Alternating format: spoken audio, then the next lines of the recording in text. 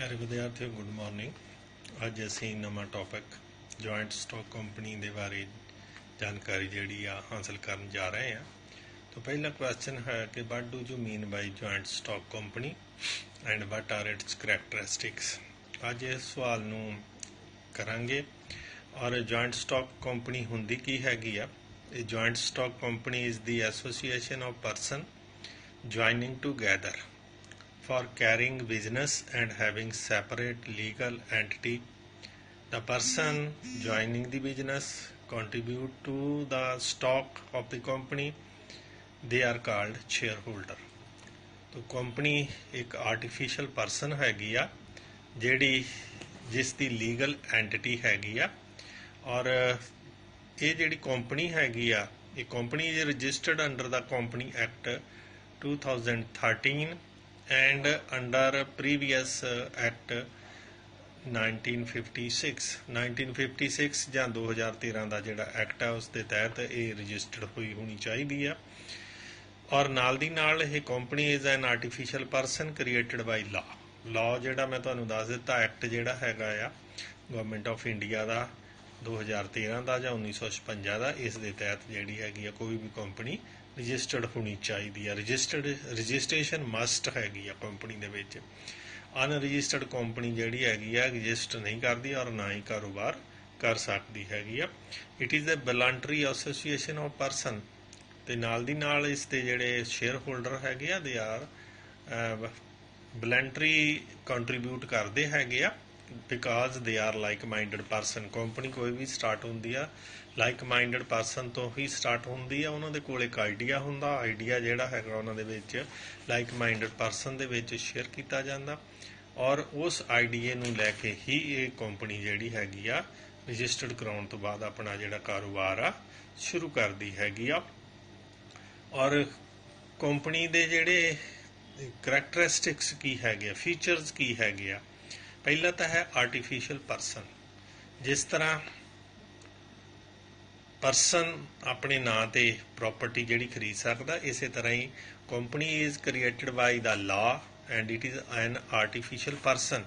ਤਾਂ ਕੋਈ ਵੀ ਕੰਪਨੀ ਜਿਹੜੀ ਹੈਗੀ ਆ ਰਜਿਸਟਰਡ ਹੋਣ ਤੋਂ ਬਾਅਦ ਆਪਣੇ ਨਾਂ ਤੇ ਪ੍ਰੋਪਰਟੀ ਔਰ ਕੰਪਨੀ ਦੇ ਨਾਂ ਤੇ ਹੀ ਅਕਾਊਂਟ ਜਿਹੜਾ ਹੈਗਾ ਆ ਉਸ ਦਾ ਚੱਲਦਾ ਹੈਗਾ ਆ। ਜੇ ਕੋਈ ਵੀ ਐਗਰੀਮੈਂਟ ਜਿਹੜਾ ਹੈਗਾ ਆ ਉਸ ਦੇ ਮੈਨੇਜਿੰਗ ਡਾਇਰੈਕਟਰ ਜਾਂ ਡਾਇਰੈਕਟਰ ਦੇ ਨਾਂ ਤੇ ਨਹੀਂ ਹੁੰਦਾ, ਬਾਹਰਲੀ ਥਰਡ ਪਾਰਟੀ ਦੇ ਨਾਲ ਜਿਹੜਾ ਐਗਰੀਮੈਂਟ ਹੈਗਾ ਸਾਈਨ ਹੁੰਦਾ on the behalf of company ਹੀ ਹੁੰਦਾ ਆ। ਤੋ ਇਹ ਜਿਹੜਾ ਹੈਗਾ ਆ ਆਰਟੀਫਿਸ਼ੀਅਲ ਪਰਸਨ ਹੈਗੀ ਆ ਇੱਕ ਕਿਸਮ ਦੀ। ਸੈਕੰਡ ਹੈ ਫਾਰਮੇਸ਼ਨ। ਫਾਰਮੇਸ਼ਨ ਦੇ ਲਈ ਕੰਪਨੀ ਦੇ ਵਿੱਚ ਬਹੁਤ ਸਾਰੀਆਂ ਫਾਰਮੈਲਿਟੀਜ਼ ਹਨ ਔਰ ਉਹਨਾਂ ਨੂੰ ਜਿੰਨਾ ਚਿਰ ਪੂਰਾ ਨਹੀਂ ਕੀਤਾ ਜਾਂਦਾ ਫਿਰ ਰਜਿਸਟਰਾਰ ਦੇ ਦਫ਼ਤਰ ਦੇ ਵਿੱਚ ਉਸ ਨੂੰ ਰਜਿਸਟ੍ਰੇਸ਼ਨ ਦੇ ਲਈ ਫਾਰਮੈਲਿਟੀ ਨੂੰ ਨਹੀਂ ਭੇਜਿਆ ਜਾਂਦਾ ਔਰ ਜਿੰਨਾ ਚਿਰ ਪਾਰਟੀਕੂਲਰ ਸਟੇਟ ਦੇ ਰਜਿਸਟਰਾਰ ਦੇ ਦਫ਼ਤਰ ਦੇ ਵਿੱਚ ਇਹ ਸਰਟੀਫਿਕੇਟ ਨਹੀਂ ਮਿਲ ਜਾਂਦਾ ਉਹਨਾਂ ਚਿਰ ਕੰਪਨੀ ਫਾਰਮ ਨਹੀਂ ਹੁੰਦੀ। ਤਾਂ ਫਾਰਮੇਸ਼ਨ ਦੇ ਲਈ ਬਹੁਤ ਸਾਰੀਆਂ ਫਾਰਮੈਲਿਟੀਆਂ ਹਨ ਔਰ ਉਹ ਫਾਰਮੈਲਿਟੀਆਂ ਪੂਰੀਆਂ ਕਰਕੇ ਹੀ ਜਿਹੜੀ ਉਹ ਕੰਪਨੀ ਫਾਰਮ ਹੁੰਦੀ ਆ ਔਰ ਉਸ ਤੋਂ ਬਾਅਦ ਉਹ ਆਪਣਾ ਕਾਰੋਬਾਰ ਸ਼ੁਰੂ ਕਰਦੀ ਹੈਗੀ। Separate legal entity. Separate legal entity ਦਾ ਮਤਲਬ ਹੈ ਕਿ ਜਿਸ ਤਰ੍ਹਾਂ ਬਾਕੀ ਬਿਜ਼ਨਸ ਦੇ ਵਿੱਚ ਅਸੀਂ ਪੜ੍ਹਿਆ ਹੁਣੇ ਅਸੀਂ ਪੜ੍ਹਿਆ ਸੀਗਾ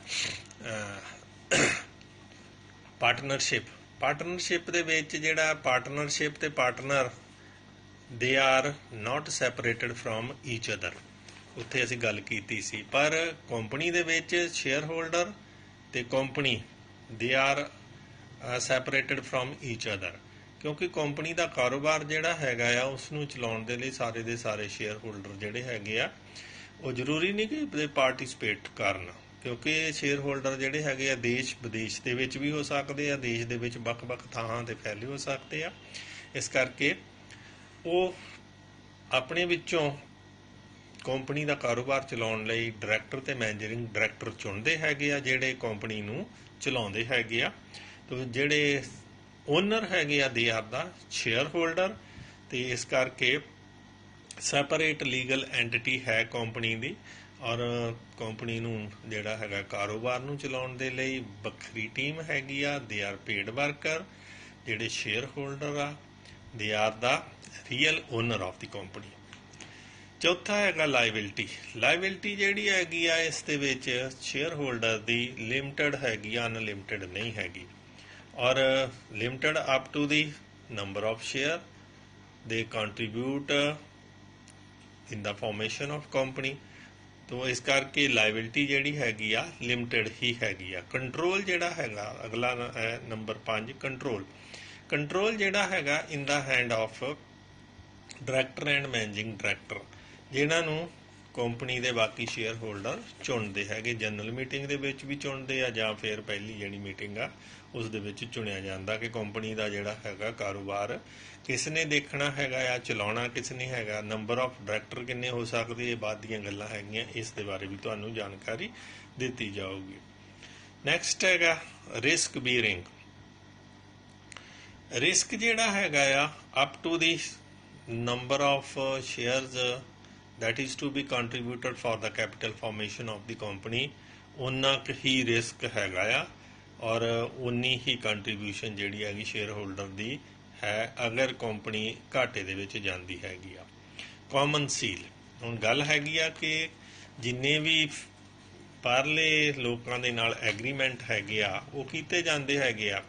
ਜਿਸ ਤਰ੍ਹਾਂ ਕੇਲਾ ਪਰਸਨ ਕਰਦਾ ਸੀਗਾ ਤੇ ਉਸ ਦੇ ਦਸਤਖਤਾਂ ਦੇ ਤਹਿਤ ਹੁੰਦਾ ਸੀ, ਪਰ ਕੰਪਨੀ ਦੇ ਵਿੱਚ ਕੰਪਨੀ ਐਕਟ ਦੇ ਤਹਿਤ ਇਹ ਆਰਟੀਫੀਸ਼ੀਅਲ ਪਰਸਨ ਹੈ, ਇਸ ਕਰਕੇ ਇਸ ਦੀ ਇੱਕ ਕਾਮਨ ਸੀਲ ਹੁੰਦੀ ਜਿਸ ਦੇ ਉੱਤੇ ਕੰਪਨੀ ਦਾ ਨਾਮ ਜਿਹੜਾ ਲਿਖਿਆ ਹੁੰਦਾ ਔਰ ਇਸ ਦੇ ਬਿਹਾਫ ਤੇ ਹੀ ਕੰਪਨੀ ਦੇ ਜਿੰਨੇ ਐਗਰੀਮੈਂਟ ਉਹ ਸੀਲ ਦੇ ਨਾਲ ਹੀ ਕੀਤੇ ਜਾਂਦੇ ਆ।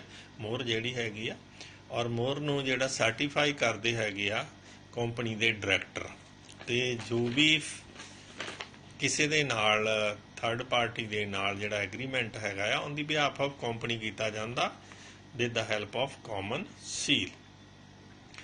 ਨੈਕਸਟ ਹੈਗਾ ਟ੍ਰਾਂਸਫੇਰੇਬਿਲਿਟੀ ਆਫ ਸ਼ੇਅਰ।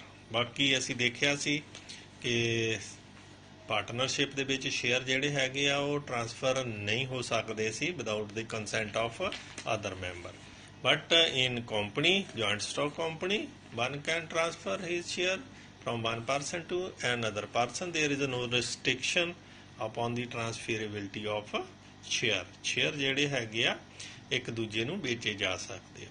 ਨੈਕਸਟ ਤੇ ਲਾਸਟ ਜਿਹੜਾ ਹੈ ਪਰਪੈਚੁਅਲ ਸਕਸੈਸ਼ਨ। ਪਰਪੈਚੁਅਲ ਸਕਸੈਸ਼ਨ ਦਾ ਮਤਲਬ ਹੈਗਾ ਕਿ ਕੰਪਨੀ ਜਿਹੜੀ ਹੈਗੀ ਆ ਇਸ ਦੀ ਐਗਜ਼ਿਸਟੈਂਸ ਕੰਟੀਨਿਊ ਰਹਿੰਦੀ ਹੈਗੀ ਆ ਔਰ ਕੰਪਨੀ ਜਿਹੜੀ ਹੈਗੀ ਆ ਸ਼ੇਅਰ ਹੋਲਡਰ ਆਉਂਦੇ ਰਹਿੰਦੇ ਜਾਂਦੇ ਰਹਿੰਦੇ, ਉਹਨਾਂ ਦੀ ਡੈਥ ਵੀ ਹੁੰਦੀ ਆ, ਕੋਈ ਸ਼ੇਅਰ ਹੋਲਡਰ ਛੱਡ ਕੇ ਚਲ ਗਿਆ, ਪਰ ਕੰਪਨੀ ਦਾ ਕੰਮਕਾਜ ਜਿਹੜਾ ਹੈਗਾ ਨਿਰੰਤਰ ਜਾਰੀ ਰਹਿੰਦਾ। ਲਾਈਫ ਜਿਹੜੀ ਹੈਗੀ ਆ ਲੌਂਗ ਹੈਗੀ ਆ, ਜਿੰਨਾ ਚਿਰ ਚਾਹੋ ਕੰਪਨੀ ਜਿਹੜੀ ਆ ਚੱਲ ਸਕਦੀ ਆ, ਇਸ ਦੇ ਵਿੱਚ ਕੋਈ ਰਿਸਟ੍ਰਿਕਸ਼ਨ ਨਹੀਂ ਹੈਗੀ। ਇਹ ਤਾਂ ਸਨ ਕੁਛ ਇੱਕ ਜਿਹੜੇ ਹੈਗੇ ਆ ਕੁਐਸਚਨ, ਅੱਜ ਦਾ ਕੁਐਸਚਨ ਉਹਦੇ ਨਾਲ ਰਿਲੇਟਡ ਜਿਹੜੇ ਸੀਗੇ ਪੁਆਇੰਟਸ। ਪਿਆਰੇ ਬੱਚਿਓ, ਦੇਖਣ ਦੇ ਵਿੱਚ ਆਇਆ ਕਿ ਤੁਸੀਂ ਜਿਹੜਾ ਹੈਗਾ ਆ ਪੜ੍ਹਨ ਵੱਲ ਤਵੱਜੋ ਨਹੀਂ ਦਿੰਦੇ। ਤੁਹਾਡਾ ਟੈਸਟ ਲਿਆ ਗਿਆ ਸੀ ਔਰ ਤੁਸੀਂ ਸਾਰਿਆਂ ਨੇ ਹੀ 10 ਬੱਚਿਆਂ ਤੋਂ ਇਲਾਵਾ ਬਾਕੀ ਸਭ ਨੇ ਇਗਨੋਰ ਕੀਤਾ। ਨੈਕਸਟ ਟਾਈਮ ਉਹਨਾਂ ਨੂੰ ਹੀ ਇਹ ਜਿਹੜਾ ਹੈਗਾ ਰਿਟਨ ਮਟੀਰੀਅਲ ਦਿੱਤਾ ਜਾਊਗਾ ਜਿਹੜੇ ਟੈਸਟ ਦੇ ਵਿੱਚ ਅਪੀਅਰ ਹੋਣਗੇ। ਤਾਂ ਮੈਂ ਫਿਰ ਇੱਕ ਵਾਰੀ ਬੇਨਤੀ ਕਰਦਾ ਤੁਹਾਨੂੰ ਕਿ ਤੁਸੀਂ be serious about your study, otherwise study material is to be sent only for those who are serious about their study. Thank you and have a nice day.